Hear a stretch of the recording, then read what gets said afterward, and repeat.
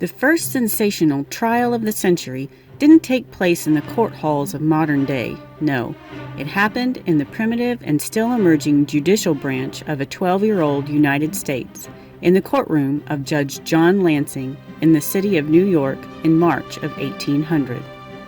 By statutes and policies in place today, this trial, and all of its craziness and conflicts of interest, would have never happened like this again. But in the infancy of our court systems at that time, there was virtually no case law in existence. Before the days of televised mega trials, there was a case that was the talk of all of New York and probably most of the northeastern United States. It pitted the state's Attorney General, Cadwallader Colden, against two of the most formidable legal minds New York had ever seen, the political rivals and longtime foes Alexander Hamilton and Aaron Burr. History remembers these two brilliant minds as enemies whose rivalry ended in the death of Hamilton. But for this one moment in time, these attorneys teamed up as the first ultimate legal dream team, along with fellow attorney Brockholst Livingston, who would go on to be appointed to the Supreme Court. The case involved two young people by the name of Levi Weeks, the accused, and Juliana Elmore Sands, called Elma, the victim. Levi and Elma were boarders at the house of Mr. and Mrs. Elias and Catherine Ring on Greenwich Street, relatives of Elma. Elma was an attractive young woman from a respectable Quaker family and had a good reputation. Levi was a young carpenter, the younger brother of Ezra Weeks, a successful builder in New York, also of good reputation. While most people agree that Levi had been doing his best to court Elma, no one really knew the status of their relationship, and Levi never commented on it. On the night of December 22, 1799, Elma left the boarding house on Greenwich Street and never returned. Days later, on January 2, 1800, her body was found at the bottom of the Manhattan Well in Lispenard's Meadow. These are the only two certain facts of this case that turned into a media spectacle. With an unprecedented 2-day trial with 52 witnesses that stretched into the wee hours of the morning by candlelight, it became the first trial ever to be transcribed in the United States. It became a topic of writers such as Washington Irving and poet Edgar Allan Poe. And for those of you who are fans of the musical Hamilton, you might remember that the trial was referenced in the song Non-Stop. In the first hours after Elma's body was pulled from the well, fully clothed without too much evidence of foul play, the New York Spectator ran stories of her disappearance and how she was supposedly going away to be married and that she was murdered. This was before her body had even been examined to see if there was any evidence of murder. Then 2 days later, the New York Commercial Advertiser revealed that according to the coroner, her murder was attributed to some person or persons yet unknown. The public was outraged, and immediately Levi Weeks became the #1 suspect after he seemingly asked if her body had been found in the Manhattan Well. A plausible question, as the hand muff she had been wearing when she disappeared had been found near the well a couple of days before her body. And also thanks to a little help from his former boarding house mate, Richard Croucher, who went so far as to have handbills printed proclaiming Levi as the murderer. Ezra Weeks, recognizing that his brother was going to need the best help possible, hired Alexander Hamilton, the leader of the Federalist Party, for whom he was currently building a home, the Grange in Harlem Heights. And although he was one of the most sought-after lawyers in the country, he normally only took on cases with commercial interests and not criminal law, although it was not necessarily unheard of if he felt that a particular injustice had befallen someone. He was also the current Inspector General of the United States military, which he had been whipping into shape for a possible war with France.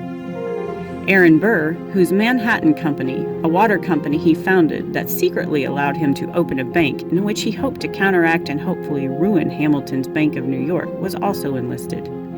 The Manhattan Company owned the Manhattan Well that Elma was found in. At the time, Aaron Burr was actively campaigning for the presidency of the U.S. These two, along with Henry Brockholst Livingston, who would later sit on the Supreme Court of the United States, had their work cut out for them. Recognizing that their client was currently being tried in the court of public opinion before any evidence could be put forth, the crafty attorneys, always mighty with the pen, published a piece in the New York Daily Advertiser on January the 9th, 1800, admonishing the public not to be so hasty with their judgments, as there are other plausible causes for the young woman's demise, and that Levi Weeks had always been a man of reputable character. The trial began in March 1800 in City Hall, where just a few short years before, in 1789, George Washington took the oath of office on the second-floor balcony, where the jurors in the case would be sequestered to sleep on the cold floor. In those days, trials were not a lengthy process. Before this case, they had all been finished within a matter of just a few hours. But this case would set all kinds of records, from the number of witnesses to the length of the sensational details and lack thereof, all which can be read in great detail from documents from the Library of Congress, as the People versus Levi Weeks became the first case in American history to be transcribed for the posterity of time. All in all, there would be 3 transcripts to come out of the trial, but the one believed to be the most thorough would be from William Coleman, who would become the editor of the New York Evening Post, the longest-running newspaper in U.S. history, founded by Alexander Hamilton. As the trial began, witnesses called by the prosecutor, Cadwallader Colden, testified that Elma had stated that she and Levi were going to be married on December 22nd. She supposedly told her cousin Catherine, who ran the boarding house, as well as her other cousin Hope Sands, who was also in the house.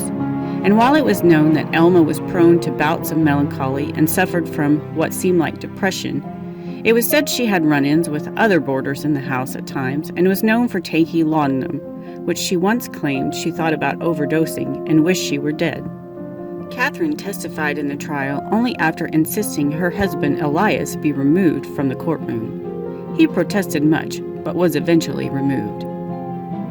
Catherine testified that she thought Elma and Levi had left the boarding house at 8 p.m. on the night of December 22nd because she heard the door slam.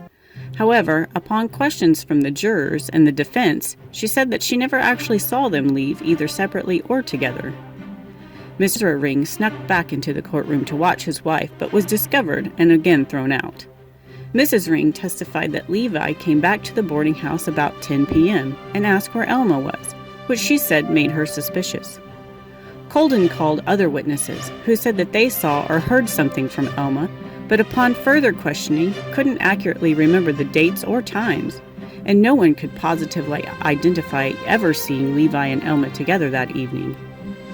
Colden also called 2 doctors to the stand to testify. However, it was found that one was actually a dentist, and his inspection of Elma's body came many days after the coroners examined her, and he did not remove the body from the casket in which he observed her.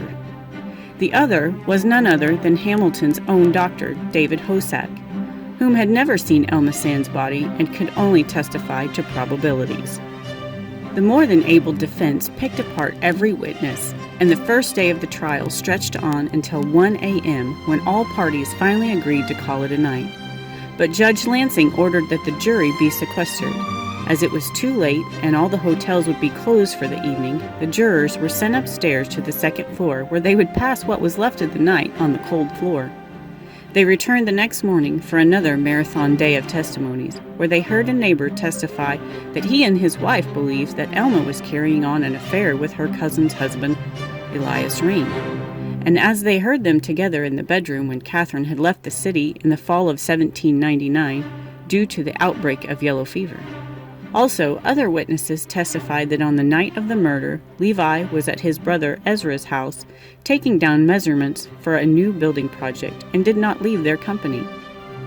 Another dramatic moment during the trial happened when the defense was questioning a witness about the tactics of Richard Croucher, the prosecution's star witness, who was so vocal in his professions of Levi's guilt. They testified that Levi and Richard had run-ins and that Croucher was jealous of Elma's affections for Levi. At that point, late in the night, the defense held a candelabra up to the face of Croucher and asked the witness to identify him, which the witness said it was indeed the man. Hamilton and Burr would both later take credit for this moment, and in an 1858 biography of Aaron Burr, it claimed that Burr had held a candle to Croucher's face and declared, "Behold the murderer, gentlemen." But Hamilton's son, John Church Hamilton, claimed that his father was the one who held the candle to Croucher's face and proclaimed, I have special reasons that when the real culprit is detected and placed before the court will be understood." After hours of testimonies that again stretched out until 2:25 a.m., Cadwallader Colden begged for the judge to dismiss for the night and return again the next day. But jurors, who were also businessmen and shopkeepers, were eager to continue as their shops and businesses were closed and unattended to for these days. Colden was frustrated and feeling defeated, but the defense was so confident that they had produced sufficient evidence as to Levi's innocence that Hamilton agreed to forego his closing arguments and let the jury deliberate the case. And the judge expressed his sentiments that he didn't feel like the prosecution produced anything other than hearsay, again, something you would never hear in today's courtrooms. It took the jury a whole 5 minutes to return to the courtroom with a verdict of not guilty. But that never ended the public's theory that Levi was a killer. He moved from New York to Massachusetts, but still couldn't escape the rumors, and then on to Ohio, and finally settled in Natchez, Mississippi, where he became a respected architect and finally married. He died young at the age of 43. Richard Coleman wrote what is considered to be the most complete transcript of this trial, in which he professes that he made no claims to the guilt or innocence of the accused, a line which Ezra Weeks offered to pay him $500 to remove, which he refused. Then he offered to buy all the transcripts for $1,500. Again, Coleman refused. The paper Hamilton founded and Coleman faithfully served as editor for still lives to this day as the New York Post. The Manhattan Well still exists in the basement of a shop in Soho, New York, and it is said that it is haunted. Years later, in a novel published by a relative of Catherine Ring, it told a story that said at the end of the trial, Catherine Ring, unhappy with the verdict, exclaimed to Hamilton, "If thee dies a natural death, I will think there is no justice in heaven." If true, little could she have known the sad end many associated with this trial would come to. Just 4 years later, Hamilton would be killed by Burr in their fateful duel in Weehawken, New Jersey. Burr would go on to be kicked from Jefferson's ticket as vice president. He promptly moved to the West and attempted to secede from the U.S. and form his own country, for which he was arrested and tried for treason, only to be acquitted. He moved to Europe for a time to escape his creditors, where he lived as a pauper in a boarding house. He eventually returned to New York and took up practicing law, again becoming one of the nation's first attorneys to specialize in what we now call family law, with divorces and such. He lost his only child and daughter in a mysterious ship gone missing as she was on her way from South Carolina, where she was First Lady, to visit her father. He married once more, at the age of 77, to a wealthy widow, 19 years his junior, who discovered her fortune fast dwindling over Burr's speculative losses. The divorce attorney she would hire to rid her of this problem was none other than Alexander Hamilton, Jr. Burr died on the day the divorce was final, September 14, 1836. Judge John Lansing spent several more years as a judge, and then went on to become Chancellor of New York. But on December 12, 1829, Lansing left the City Hotel where he was staying to mail a letter. He was never seen or heard from again. Many believe him to have been murdered by political opponents. Brockholst Livingston went on to have a storied career in the U.S. Supreme Court, where he ruled in landmark cases such as McCulloch v. Maryland, a case in which the Supreme Court unanimously recognized the Constitution was supreme over the state efforts to tax and potentially destroy Hamilton's Bank of the United States. On the eve of Levi Weeks' trial, fellow boarder Richard Croucher married a widow who had a 13-year-old daughter. Weeks later, after this trial, he was arrested and tried and found guilty of raping his new stepdaughter. It was later discovered he had moved from England to escape similar charges there. He spent years in prison before being pardoned, where he went off to Virginia to commit even more crimes that he escaped by returning to England, where it was reported that he committed yet more crimes and was finally executed for them. Hamilton's Bank of New York still lends money to this day under the name Bank of New York Mellon. Burr's bank would go on to become the Chase Manhattan Bank that would later be purchased by J.P. Morgan.